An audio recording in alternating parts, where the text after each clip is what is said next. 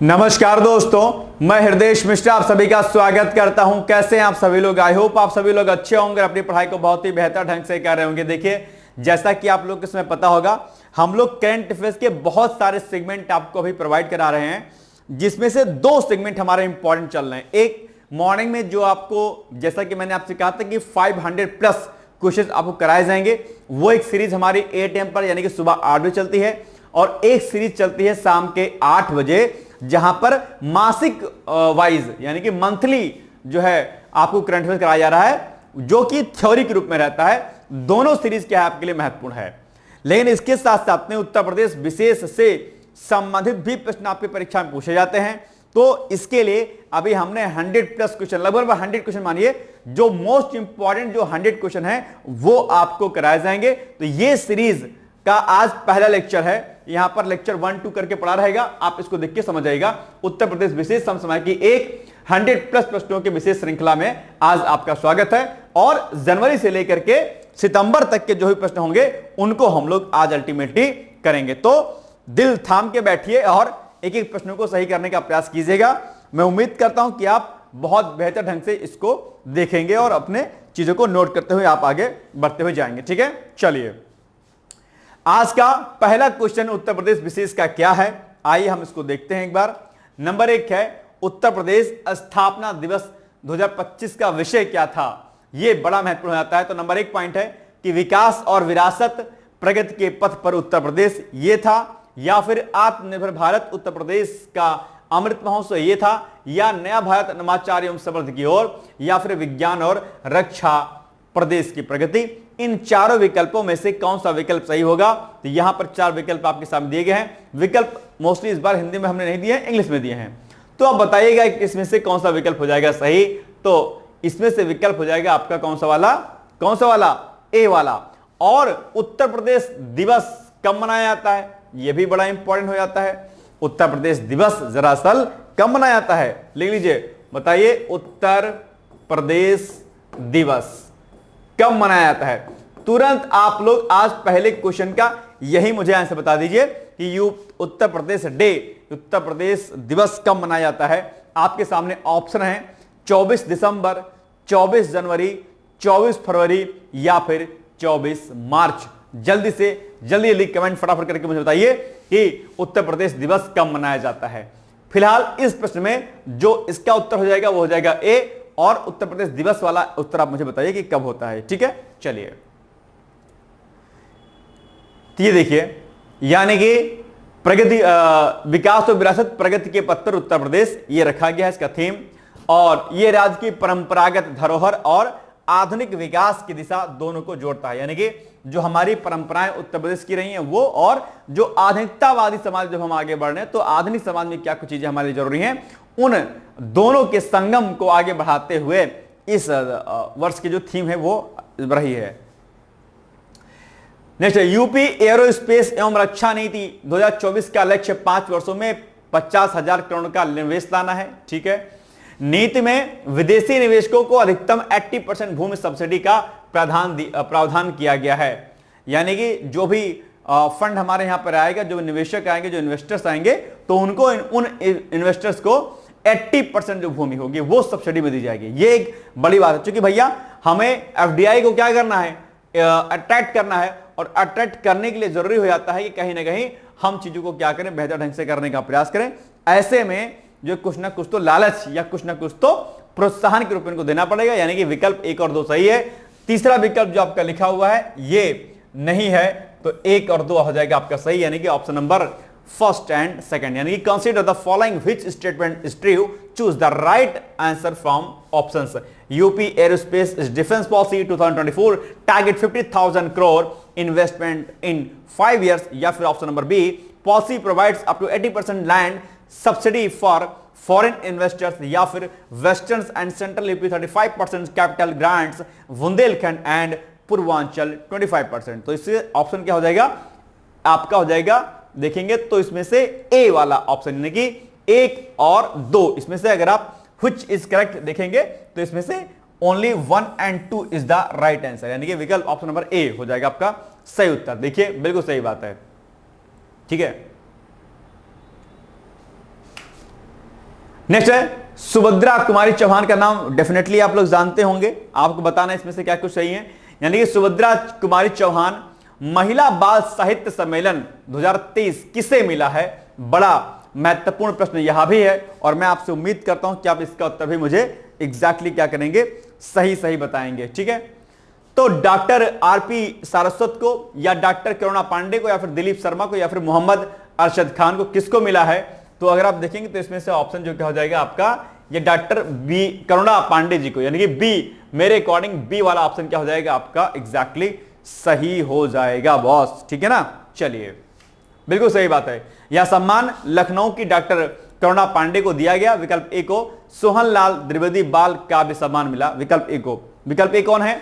Doctor RP Saraswat. Doctor RP Saraswat को द्विवेदी, सोहनलाल द्विवेदी बाल काव्य सम्मान मिला, जबकि विकल्प सी जो है, विकल्प सी में कौन है? विकल्प सी में जो है आपके भैया दिलीप शर्मा है। इन दिलीप शर्मा जी को छात्र बाल चित्रकार सम्मान मिला और विकल्प डी में जो है उनको अमृतलाल नागर बाल कथा सम्मान दिया गया, यानी कि इनको जो है ईयर सम्मान दिया गया मोहम्मद अरशद खान को। तो ये अलग अलग जो सम्मान दिए गए, इनके चारों के चारों को आप एक काम करिए, लिस्टिंग इसकी कर लीजिए, जो कि आपके लिए क्या हो जाएगी, महत्वपूर्ण हो जाएगी। ठीक है, चलिए आगे बढ़ते हैं हम लोग।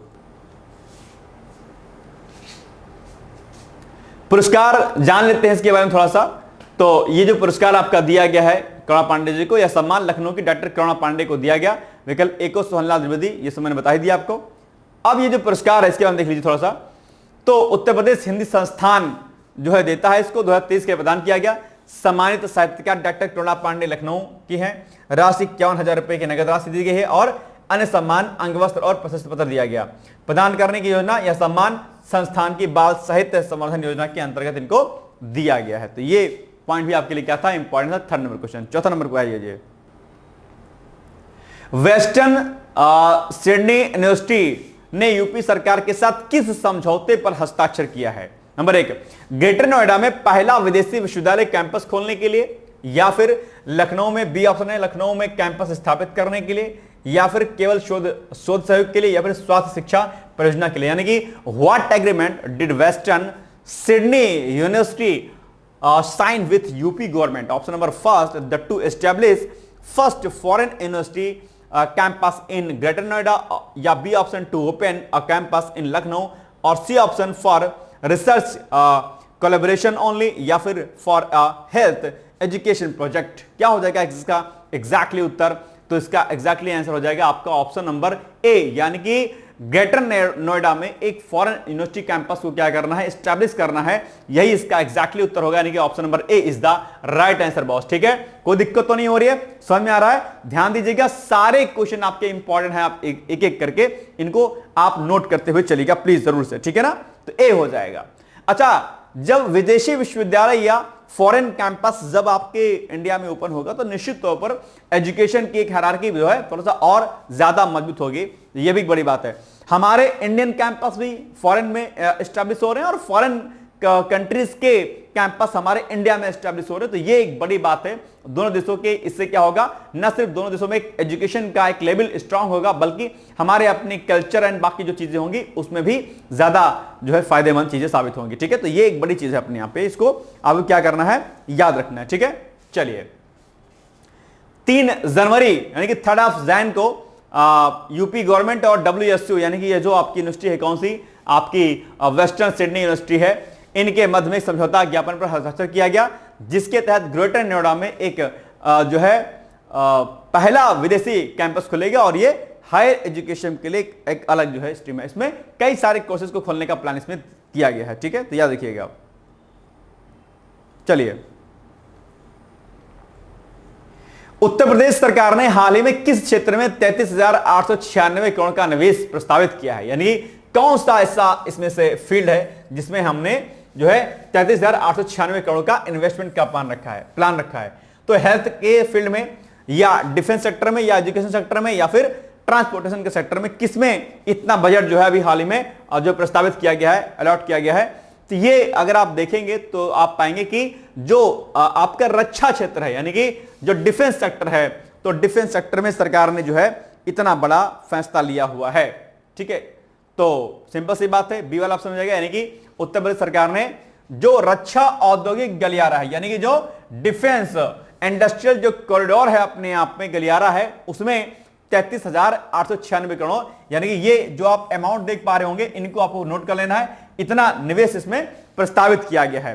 कई बार क्या होता है कि एक एग्जैक्ट अमाउंट आपसे पूछ लेता है, तो इसको याद रखना है, जिससे क्या होगा, कानपुर, झांसी और लखनऊ में रक्षा निवेश के प्रमुख केंद्र जो है उसमें उभर रहे हैं। तो ये एक बड़ी बात है। और वैसे भी न सिर्फ यूपी गवर्नमेंट बल्कि सेंट्रल गवर्नमेंट भी जो है डिफेंस सेक्टर में अलग अलग जो है चीजें कर रही है, जिसमें हम नई टेक्नोलॉजीज को अडॉप्ट कर रहे हैं, नए नए रक्षा समझौतों के माध्यम से अपने डिफेंस सेक्टर को हम बहुत ज्यादा मजबूत कर रहे हैं। और वैसे भी आप जानते हो कि रक्षा बजट के मामले में हम लोग दुनिया में शायद चौथे या पांचवें नंबर पे आते हैं, जहां पर हम अपने टोटल बजट का एक काफी बड़ा हिस्सा अपने बजट में जो है उसमें रखते हैं डिफेंस के लिए। ठीक है, चलिए नेक्स्ट है, यूपी का पहला डिजिटल हाईवे किस मार्ग पर बनाया जा रहा है और इसकी लंबाई कितनी होगी? ये एक बड़ा इंपॉर्टेंट है। नंबर 1 ऑप्शन है तो बाराबंकी आगरा 150 किलोमीटर, बाराबंकी बहराइच 101 किलोमीटर, या फिर प्रयागराज वाराणसी 200 किलोमीटर, या फिर गोरखपुर लखनऊ 85 किलोमीटर। यानी कि UP is first digital highways is on which route and what is its length, यानी कि इसकी लंबाई कितनी होगी, है ना, या डिस्टेंस मान लीजिए आप। तो लखनऊ आगरा 150 किलोमीटर ऑप्शन यहां पर दिए गए हैं।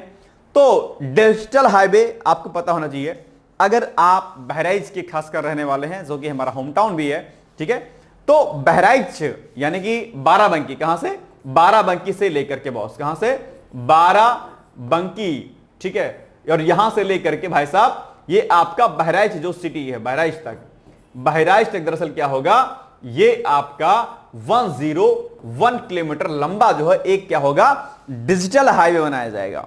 आप कहेंगे सर हाईवे सुना था, सारी चीजें सुनती, डिजिटल हाईवे क्या होगा, डिजिटल फोन, डिजिटल चीजें हमने सुनी, लेकिन डिजिटल हाईवे क्या होगा? तो यहां पर कई सारी ऐसी चीजें हैं जो क्या होगा, अपने आप में डिजिटलाइज होगा। दैट मींस कि यहां पर इंटरनेट की सुविधा होगी, इंटरनेट कनेक्टिविटी होगी, INTER, इंटरनेट है। यहां पर वाईफाई आदि की सुविधा होगी, आप कनेक्टिविटी यहां पर जबरदस्त तरीके से होगी, नेट का इस्तेमाल खूब कर सकते हैं। और यहां पर लाइटिंग की खूब सुविधा होगी, लाइट प्रॉपर रोड पर जो है आपकी लाइटिंग होगी, ठीक है। इसके अलावा जगह जगह पर आपकी हेल्प के लिए हेल्प सेंटर आदि बनाए जाएंगे और प्रॉपर तरीके से, बहुत डिजिटलाइज तरीके से आपकी स्पीड कितनी हो रही है वो काउंट होती रहेगी। अगर आप हाई स्पीड में होंगे तो काउंट हो जाएगा, जुर्माना आदि लगाने का प्रावधान भी रहेगा, और बहुत सारी नई नई टेक्नोलॉजियों को इसमें किया जाएगा, अडॉप्ट किया जाएगा। एक्सीडेंट होने पर डिजिटलाइज रूप में चीजें, जानकारियां मिल जाएंगी कंट्रोल रूम तक, ऐसे बहुत सारी चीजें जो है यहां पर की जाएंगी। तो ये हाईवे आपका बाराबंकी से बहराइच होगा और ये 2 चरणों में किया जाएगा, 2 चरणों में। पहले चरण में अगर आप देखेंगे तो पहले चरण में आपका बाराबंकी से लेकर के ये आपका रहेगा जरवल तक, क्या, जरवल तक। और सेकंड जो आपका इसका स्टेज होगा, उसमें फेज होगा, उसमें जरवल से लेकर के और फिर बहराइच तक का जो है मार्ग इसमें बनाया जाएगा। आप जानते होंगे 2013 के पहले, 2012-13 के पहले लखनऊ बहराइच का जो मार्ग है वह लगभग 120 किलोमीटर का जो एरिया है, बहुत ज्यादा खस्ता हालत में था, बहुत ज्यादा, मतलब मात्र 120 किलोमीटर है, लेकिन 120 किलोमीटर में 6-6, 7-7 घंटे लग जाते थे पहुंचने में। मुझे याद है कि मैं उत्तराखंड में पढ़ता था और जब मैं उत्तराखंड से आता था यहाँ पे लखनऊ तक, तो लखनऊ तक जाते मुझे बिल्कुल एहसास नहीं होता था कि मैं पहुंच गया। 550 किलोमीटर का डिस्टेंस एकदम खत्म, लेकिन लखनऊ से घर जाने में मतलब ऐसे लगता था कि भाई अब गए कि तब गए, प्राण सूख गया। और बस का पंचर होना तो तय था लगभग, जो बहराइच के रहने वाले होंगे वो जानते होंगे। और ये जो आपका ये जो हाईवे बनाया जा रहा है, ये न सिर्फ आपके बहराइच के लिए बल्कि इसकी कनेक्टिविटी भाई साहब नेपाल से हो जाएगी। क्यों? नेपाल से ये यानी कि एक अंतरराष्ट्रीय हाईवे आप इसको कह सकते हैं। इसके अलावा गोंडा, बलरामपुर और श्रावस्ती के जो डिस्ट्रिक्ट है, यहां के लोगों को भी इससे एक बड़ा बेनिफिट मिलेगा आराम से। ठीक है, चलिए, क्योंकि बहराइच से बलरामपुर तो हाईवे बना हुआ है, कोई दिक्कत नहीं है। ठीक है, चलिए, याद रहेगा point. Now next question, 7th number question आपका आ जाएगा। ये हमने आपको बता ही दिया, एडवांस ट्रैफिक मैनेजमेंट सिस्टम लगेगा इसमें, कितनी स्पीड आपकी चल रही है, क्या चल रही है, सब कुछ बहुत एडवांस तरीके से कराया जाएगा। नितिन गडकरी केंद्रीय जो आपके सड़क परिवहन एवं राज्य मंत्री हैं, उन्होंने ही इसकी घोषणा की थी अपने आप पे। इसमें शायद बजट आवंटित कर दिया गया है इसी बजट में शायद। चलिए आगे बढ़ते हैं हम लोग। उत्तर प्रदेश सरकार ने गूगल क्लाउड के साथ किस परियोजना की शुरुआत की है और इसके लिए समझौता ज्ञापन पर हस्ताक्षर किया है? तो यूपी स्मार्ट एग्री पोर्टल, या फिर बी ऑप्शन है UP open network for agriculture, या फिर डिजिटल किसान मिशन, या फिर ग्रीन यूपी एग्रीनेट। तो इसका जो उत्तर हो जाएगा बॉस, क्या हो जाएगा?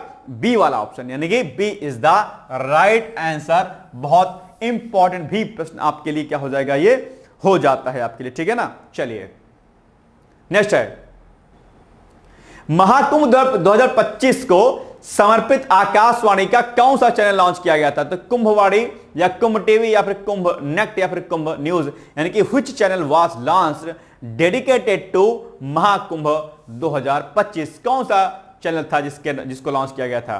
तो ये था बॉस कौन सा? कुंभ टीवी है ना, या सॉरी कुंभवाणी या कुंभ टीवी, क्या था? कुंभ टीवी या कुंभवाणी, क्योंकि ये दोनों कुछ कुछ सेम लगते हैं, तो इनमें आपको क्या हो सकता है? कंफ्यूजन हो सकता है। अब जरा मुझे बताओ, महाकुंभ में तो आप लोग सब लोग गए होंगे और डेफिनेटली आप लोग इसके बारे में जानकारी भी होगी आपको, है ना। तो अब आप बताओ कि, और खास प्रयागराज वाले तो जरूर जानते होंगे, तो आप बताओ कि कौन सा टीवी चैनल जो है लॉन्च किया गया था, कुंभवाणी या फिर कुंभ टीवी? जल्दी बताइए मुझे, इसका एग्जैक्टली उत्तर क्या हो जाएगा? कुंभवाणी, क्या हो जाएगा? कुंभवाणी। अच्छा, इसके अलावा एक चीज और जानिएगा कि पहली बार एआई का सबसे बड़े स्तर पर, यानी कि बहुत बड़े स्तर पर अगर किसी आयोजन में उसका प्रयोग किया गया तो वो आपका महाकुंभ ही था। यानी कि अभी तक भारत में इससे बड़े स्तर पर एआई का इस्तेमाल नहीं किया गया। इस एआई का इस्तेमाल वहां पर ट्रैफिक सिस्टम को मजबूत करने के लिए, भीड़ को कंट्रोल करने के लिए और बाकी अन्य गतिविधियों को कंट्रोल करने के लिए दरअसल इतने बड़े स्तर पर एआई सिस्टम का उपयोग किया गया था आपके महाकुंभ में, जो कि 2025 में भी संपन्न हो गया, मिड फरवरी में, है ना। तो ये भाई पॉइंट आपको क्या करना था? याद रखना था, ठीक है ना। चलिए, यानी कि ये चैनल जो है कुंभवाणी के नाम से शुरू किया गया था और यह धार्मिक और सांस्कृतिक कार्यक्रमों के प्रसारण के लिए समर्पित है और अन्य विकल्प जो है जो दिए गए हैं वो नहीं सही है ओवरऑल, जो ऑप्शन में दिए गए थे। तो ये पॉइंट आपको क्या करना है? याद रखना है। इसको आप लोग क्या करिएगा? याद रखिएगा। चलिए, यूपी बजट 2025-26 का कुल आकार, यानी कि कुल कितना बजट रहा है, ये आपको बताना है और ये वेरी वेरी मोस्ट इंपॉर्टेंट, ठीक है, ध्यान रखिएगा, ये बहुत इंपॉर्टेंट है आपके लिए। एक ही ध्यान रखिएगा, सेंट्रल का बजट जो होता है CENTRL, सेंट्रल बजट, ठीक है, और इसके अलावा यूपी जो बजट होता है, इस यूपी बजट में भी कुल कितना जो है कितने का बजट रहा है, ये अक्सर प्रश्न पूछता है। तो आपके सामने विकल्प दिए गए हैं, ए ऑप्शन, बी ऑप्शन, सी और डी, यानी कि what was the total size of, या टोटल जो इसमें फंडिंग की गई वो कितनी की गई है यूपी बजट में, ये अमाउंट यहां पर दिए गए हैं, आपको बताना कि कितना इसका अमाउंट हो जाएगा। तो ये बॉस हो जाएगा विकल्प number C, C is the right answer, ठीक है, ध्यान रखिएगा इस वाले पॉइंट को भी। चलिए, वही पॉइंट लिखा जो आपको हमने बता दिया। 10 नंबर क्वेश्चन है, आप बताइए कि क्या होगा इसका उत्तर। 2025-26 में यूपी का अनुमानित GSDP, यानी कि जो आपका जैसे एक जीडीपी होता है प्रॉपर और एक स्टेट का भी जीडीपी होता है, तो मौजूदा कीमतों पर कितना था? 20.5 लाख करोड़ रुपए, 30.8 लाख करोड़ रुपए, 12.4 करोड़ रुपए या फिर 40.2 करोड़ रुपए क्या था? आप बताइए मुझे जल्दी से, इसका उत्तर एग्जैक्टली क्या हो जाएगा। उम्मीद करता हूं कि आप इसका उत्तर सही बताएंगे एग्जैक्टली। तो बी ऑप्शन, यानी कि 30.38 लाख करोड़ रुपए इसका हो जाएगा। यानी कि 2025-26 के लिए अनुमानित GSDP, ठीक है, डीपी 30.8 लाख करोड़ रुपए रखा गया है। यह 2024-25 की तुलना में लगभग 12% अधिक है अपने आप पे। देखते हैं, जैसे जीडीपी होता है वैसे GSDP भी होता है आपका। क्या होता है ये? आइए इसको एक बार हम लोग देख लेते हैं। इसको क्या बोलते हैं हम लोग? इसको बोलते हैं ग्रॉस स्टेट डोमेस्टिक प्रोडक्ट, सकल राज्य घरेलू उत्पाद इसको बोलते हैं हम लोग, ठीक है। जीडीपी तो जानते होंगे, ठीक उसी प्रकार से ये स्टेट का होता है। जैसे किसी देश की आर्थिक प्रगति को हम लोग जीडीपी यानी कि ग्रॉस डोमेस्टिक प्रोडक्ट से नापते हैं, जानते हैं, समझते होंगे, ठीक है।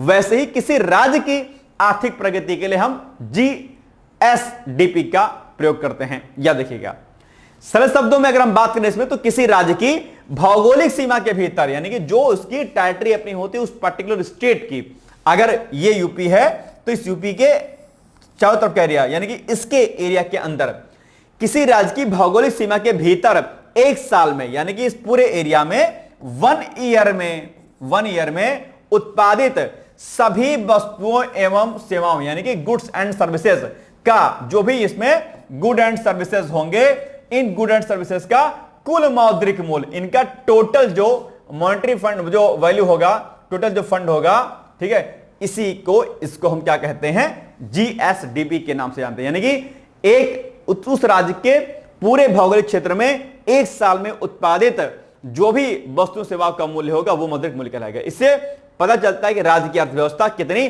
बड़ी है और उसकी विकास दर किस प्रकार से है। भाई सिंपल सी बात है, हम अगर भारत देश की जीडीपी निकालते हैं तो हमें अपने भी राज्य की तो हमें पता होना चाहिए ग्रोथ भाई क्या कैसे है, तो इसके लिए जीएसडीपी का प्रयोग किया जाता है। उदाहरण के लिए अगर हम कहते हैं कि 2025-26 में उत्तर प्रदेश का जीएसडीपी कितना है, 30.80 लाख करोड़ है, तो क्या मतलब हो जाएगा इसका मतलब हो गया कि उस साल जिस भी साल में गणना की जा रही है, उस साल यूपी की सीमाओं के भीतर जो है कुल आर्थिक गतिविधियां, जिसमें खेती, उद्योग, सेवाएं जो कुछ है, इनका मूल्य 30.80 लाख करोड़ रुपए आंका गया। यानी कि एक साल में हमने 2025-26 में 30.80 लाख करोड़ रुपए का कार्य किया है। इतना यहां पर इसका चीजें हुई, ये क्या है, जीएसडीपी है अपने आप पे, ठीक है ना, याद आएगा पॉइंट। चलिए आगे बढ़े हम लोग। ये क्वेश्चन नंबर कौन सा था आपका, क्वेश्चन नंबर था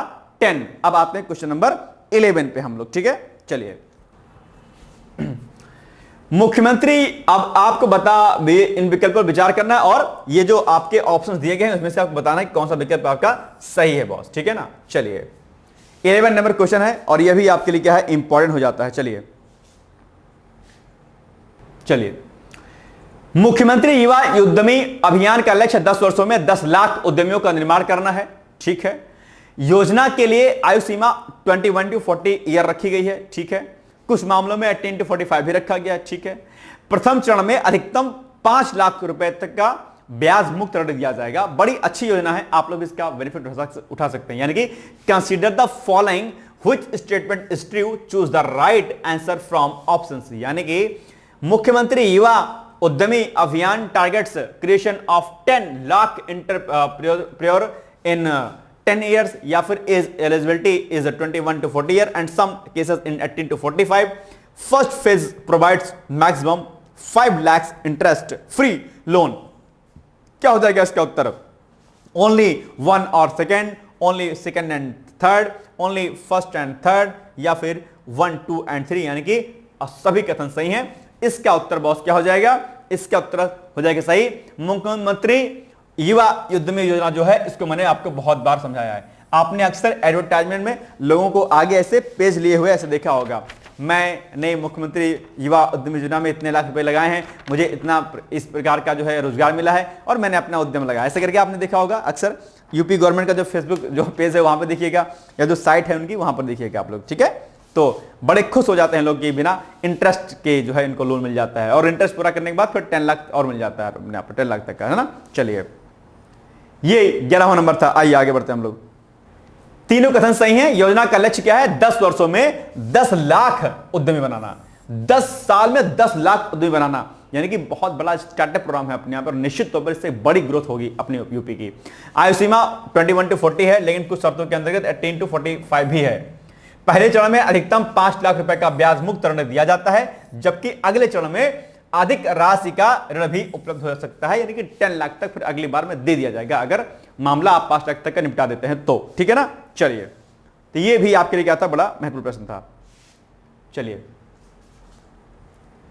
ताज महोत्सव 2025 का कब आयोजित हुआ, यानी कि व्हेन वाज ताज महोत्सव 2025 हेल्ड, तो 1 से 10 Jan 25 तक, या 10 Feb to 2 March 25, या फिर सी ऑप्शन 5 to 15 मार्च, या फिर डी ऑप्शन क्या हो जाएगा इसका एग्जैक्टली उत्तर सही बॉस, जल्दी से मुझे इसका उत्तर बताइएगा क्या होगा।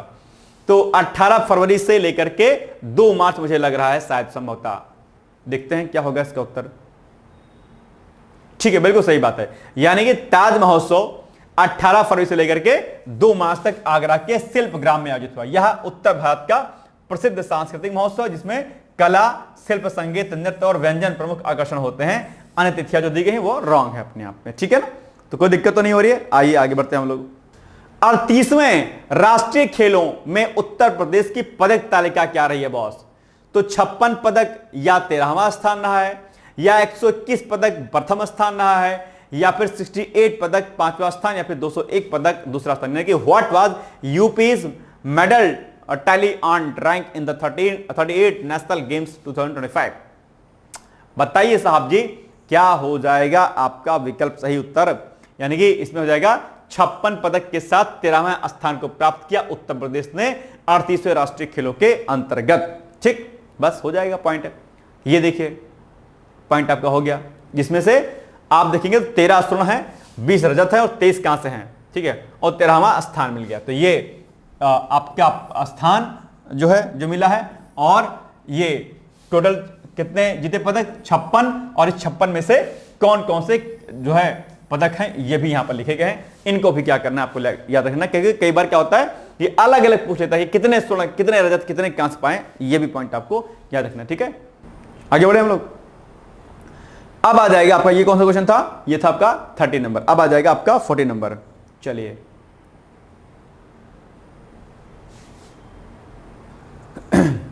ESI योजना यूपी के 15 अतिरिक्त जिलों तक विस्तारित की गई है, ठीक है। इस विस्तार के बाद, यानी कि जो ESI योजना है, इसके बाद यह योजना कुल 74 जिलों में लागू हो गई है। ESI योजना केवल उन्हीं कारखानों पर लागू होती है जहां न्यूनतम 10 या 20 कर्मचारी क्या हो, कार्यरत हों। ESI योजना उद्योगों में लोगों के, श्रमिकों के हितों के लिए बनाई जाती है, उनके स्वास्थ्य के लिए, देखभाल के लिए। तो इसमें तीनों जो है कथन, जो अगर आप देखेंगे तो इसमें आपको तीनों कथन सही नजर आएंगे। विकल्प 1 और 2 तीनों सही है, यानी कि ऑप्शन नंबर डी। अगर आप कुछ चीज की बात करेंगे तो इसमें से देखेंगे तो आप, या डी वाला ऑप्शन हो जाएगा आपका सही, यानी कि 1, 2 और 3 इसमें हो जाएगा आपका सही हो जाएगा बॉस, ठीक है ना। चलिए, तीनों कथन सही हैं और 15 जिलों तक इसको बढ़ाया गया है, जिसमें यह लगभग 74 जिलों तक पहुंच गए हैं। यह योजना उन संस्थानों पर लागू होती है जहां कम से कम 10 या 20 कर्मचारी हों। राज्यवार नियम अलग अलग हो सकते हैं, फिलहाल इनका अलग सिस्टम है अपना, ठीक है। तो अब आइए बढ़ते हम लोग आगे। स्टार्टअप इकोसिस्टम रिपोर्ट 2025 के अनुसार यूपी का राष्ट्रीय रैंक और नोएडा में सक्रिय स्टार्टअप की संख्या क्या थी अपने आप में? तो प्रथम या 500, तृतीय या 3418, पांचवा या 1000, या फिर 10वां या 1789। इसमें से आप देखेंगे तो विकल्प आपका जो बी वाला है, बी वाला तृतीय, ठीक है। रैंक जो है इसमें क्या है इकोसिस्टम में, स्टार्टअप इकोसिस्टम में तीसरा है, और नोएडा में जो है इतने सक्रिय स्टार्टअप दिखाए गए हैं। तो ऑप्शन नंबर बी हो जाएगा आपका एग्जैक्टली क्या सही उत्तर। आप जानते होंगे कि सरकार make in India, made in India के तहत में स्टार्टअप्स कार्यक्रम भी अलग अलग चला रही है। तो बहुत बड़े स्तर पर जो है हमारे यूपी में जो है इन्वेस्टमेंट आ रहा है और चीजें बहुत अच्छे से की जा रही हैं, ठीक है। स्टार्टअप इकोसिस्टम रिपोर्ट 2025 के अनुसार उत्तर प्रदेश को राष्ट्रीय स्तर पर तीसरा स्थान मिला है। नोएडा राज्य का सबसे बड़ा हब रहा है, जहां लगभग 3418 स्टार्टअप सक्रिय हुए थे। तो ये भी पॉइंट आपको क्या करने हैं, अल्टीमेटली याद रखने हैं, ठीक है। चलिए आगे बढ़ते हैं हम लोग। तो जो सरकार अलग अलग योजनाएं आदि चला रही हैं, उन्हीं योजनाओं के तहत ही ऐसा किया जा रहा है। ये बात आपको विशेष तौर पर ध्यान रखनी है, ठीक है। चलिए आगे बढ़ते हैं हम लोग। चलिए आगे बढ़ते हैं हम लोग अब फटाक से। अब आ गया आपका 16 नंबर क्वेश्चन आपके आ गया है, ठीक है। राजकोषीय क्या, राजकोषीय स्वास्थ्य सूचकांक 2025 में यूपी का स्कोर और रैंक क्या थी? ध्यान रखिएगा, राजकोषीय स्वास्थ्य सूचकांक बड़ा इंपॉर्टेंट हो जाता है आपके एग्जाम के लिए, और यहां से प्रश्न आपके एग्जाम में अक्सर पूछे जाते हैं। तो इसमें अगर आप देखेंगे तो 67.8 और प्रथम स्थान रहा है, या फिर जो इसका स्थान और स्कोर रहा है वो क्या है आपका स्कोर है 45.9 और स्थान 7वां रैंक मतलब, फिर 55.2 और चौथा 30.1 या फिर 12वां स्थान। क्या है इसमें से एग्जैक्टली उत्तर अगर आप देखिएगा तो बी वाला ऑप्शन 45.9 स्कोर है इसका, और 7th जो है इसका रैंक है, अपने आप में स्थान है, ठीक है। बी, यूपी का स्कोर क्या है 45.9 रहा है और यह 7वें स्थान पर रहा है। उड़ीसा 67.8 स्कोर के साथ प्रथम स्थान पर रहा है। याद रखिएगा स्वास्थ्य सूचकांक में, यह सूचकांक राज्यों की वित्तीय स्थिति का आकलन करता है और उत्तर प्रदेश को फ्रंट रनर श्रेणी में रखा गया है। शीर्ष प्रदर्शन करने वाले राज्य FHI 2025 में उड़ीसा, ये देखो मैंने बता दिया ना कि ये प्रथम स्थान पर रहा। उसके बाद आपका उड़ीसा के बाद क्या आ जाएगा, छत्तीसगढ़ और गोवा का स्थान है, यानी कि फर्स्ट पे आपका उड़ीसा है, सेकंड में आपका छत्तीसगढ़ है और थर्ड पे आपका गोवा का स्थान आता है। ये सूचकांक आप लोग क्या करिएगा, रेडी कर लीजिएगा, बड़ा इंपॉर्टेंट है। चलिए, भारत नेपाल साहित्य महोत्सव 2025 का आयोजन कहां पर हुआ और इसमें कितने प्रतिभागियों ने यानी कितने पार्टिसिपेंट ने इसमें पार्टिसिपेट किया, ये आपको क्या करना है, बताना है। तो वाराणसी में हुआ ये और 50 लोगों ने भाग लिया, या वृंदावन मथुरा में हुआ और 180 प्लस लोगों ने भाग लिया, या लखनऊ में हुआ और 500 प्लस लोगों ने भाग लिया, ये 500 लोगों ने, या कहीं नहीं हुआ इसका। यानी कि India Nepal literary festival 2025 was held where and how many participants, कितने पार्टिसिपेंट्स ने इसमें आए हुए हैं।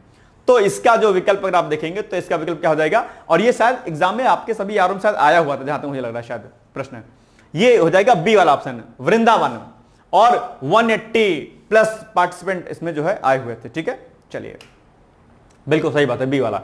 यानी कि भारत नेपाल साहित्य महोत्सव वृंदावन मथुरा में आयोजित किया गया, कब से कब तक, यह भी आपको याद रखना है। तो 21 से लेकर के मार्च से लेकर के 23 मार्च तक इसका आयोजन किया गया, जिसमें 180 से अधिक साहित्यकार और लेखक आदि इसमें शामिल हुए थे। यह महोत्सव जो है ब्रज तीर्थ विकास परिषद की सहयोगी संस्थाओं गीता शोध संस्थान और क्रांतिधारा साहित्य अकादमी मेरठ के द्वारा दरअसल ये क्या किया गया था, आयोजित किया गया था। ये प्रश्न आपके लिए इंपॉर्टेंट भी है और शायद ये आपके एग्जाम में आया हुआ भी है।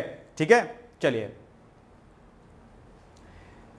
निम्न कथनों पर विचार करते हुए सत्कथन का चुनाव करना है आपको। नंबर 1 ऑप्शन क्या है, महाकुंभ, क्या महाकुंभ की भगदड़ की जांच के लिए न्यायमूर्ति हर्ष कुमार की अध्यक्षता में एक समिति बनी थी। भाई साहब याद रखिएगा, महाकुंभ में भगदड़ हो गई थी, कई लोग मारे भी गए थे, इसमें आप जानते होंगे, वाद विवाद भी हुआ था हालांकि। ठीक है, बी ऑप्शन, इसमें पूर्व डीजी वीके गुप्ता और सेवानिवृत्त IAS DK सिंह सदस्य थे।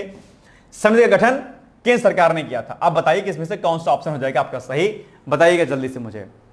आप अगर गौर करेंगे तो देखेंगे कि ये भाई स्टेट में ये हुआ, यूपी में हुआ है, तो सेंट्रल गवर्नमेंट क्यों करेगी इसमें से काम, है ना।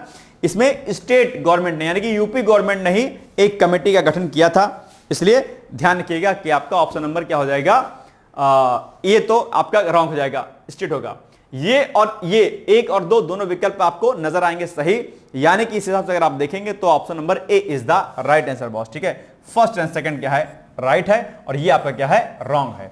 ये केंद्र सरकार नहीं बल्कि राज्य सरकार के द्वारा इस समिति का गठन किया गया था। ठीक है, तो कोई दिक्कत तो नहीं है, आइए आगे बढ़ते हैं हम लोग।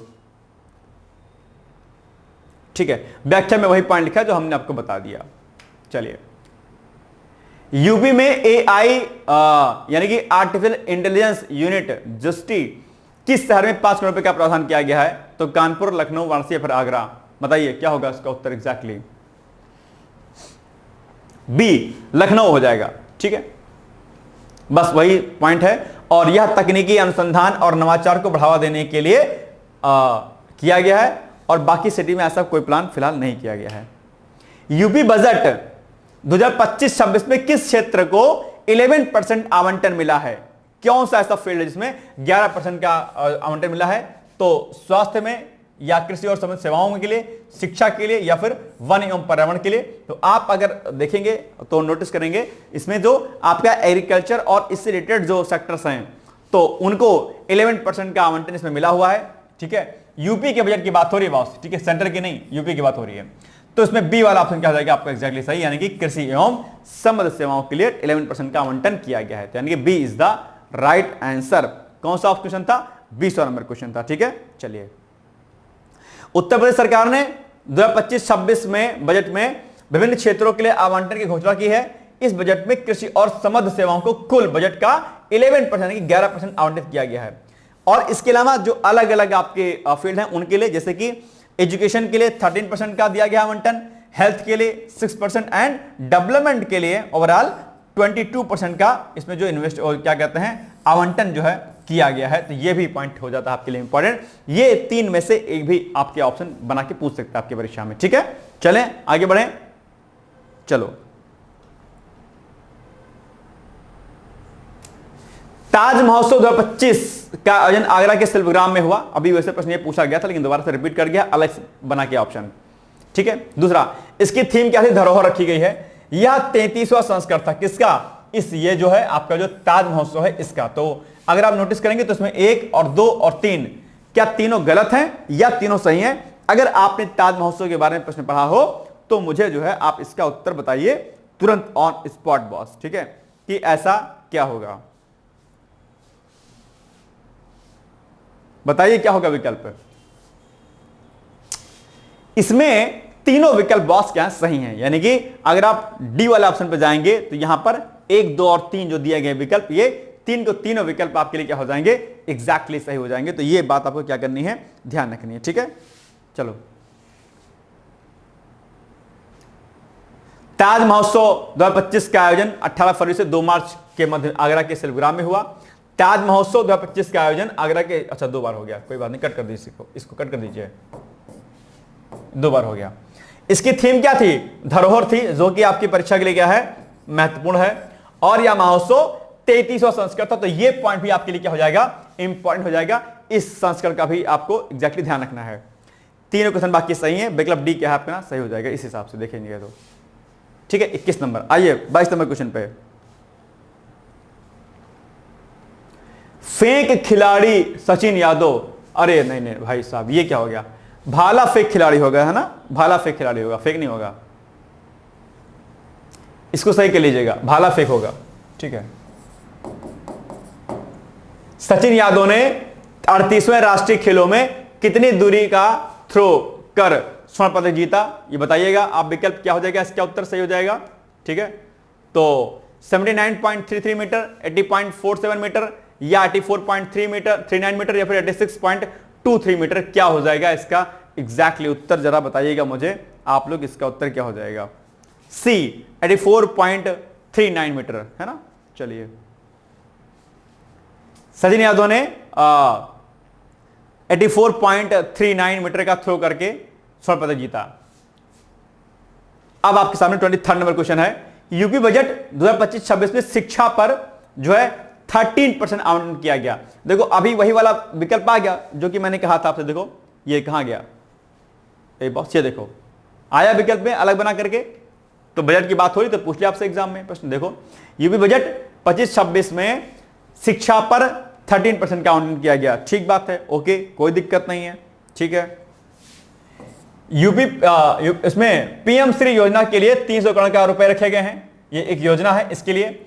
और डिजिटल लाइब्रेरी के लिए 454 करोड़ रुपए प्रस्तावित किए गए हैं। किसमें? बजट जो है यूपी का उसमें। तो बिल्कुल ये तीन के तीनों कथन आपके सही हैं, यानी कि D is the right answer. आप जानते होंगे डिजिटल लाइब्रेरी बनाने जाने का प्रावधान भी किया गया है और इसके अलावा पंचायतों में भी जो है लाइब्रेरी बनाने की घोषणा उत्तर प्रदेश सरकार ने भी हाल ही में किया है कि अलग अलग पंचायतों में जो लाइब्रेरी जो है ओपन होगी ताकि गरीब बच्चे आदि जो है पढ़ सके। तो इसमें तीनों विकल्प सही हैं, यानी कि डी 1, 2 एंड 3 तीनों सही हैं। चलिए, उत्तर प्रदेश बजट 2025-26 में निम्नलिखित प्रमुख आवंटन किए गए हैं। नंबर 1, शिक्षा क्षेत्र के लिए 13% का आवंटन, यानी कि कुल बजट का 13% हिस्सा किसके लिए? एजुकेशन सेक्टर के लिए दिया जाएगा ताकि एजुकेशन सेक्टर अपना बढ़े। जो कि रुपया इतना अमाउंट आपके सामने दिखा है, 1 लाख इतना हजार करोड़ रुपया जो है आपके बराबर है। ठीक है, ये टाइम्स ऑफ इंडिया के अकॉर्डिंग डेटा दिया गया था।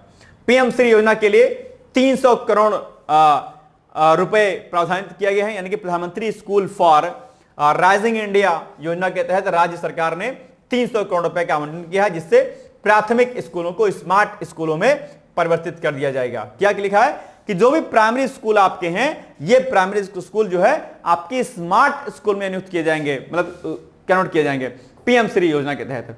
डिजिटल लाइब्रेरी के लिए 454 करोड़ रुपए दिए गए हैं। ग्राम पंचायत स्तर पर डिजिटल लाइब्रेरी स्थापित करने के लिए 454 करोड़ रुपए का प्रस्ताव इसमें दिया गया। तो ये एक बहुत इंपॉर्टेंट सेगमेंट है, नई योजना सरकार की है, निश्चित तौर पर यहां से प्रश्न आपके एग्जाम में बन सकता है।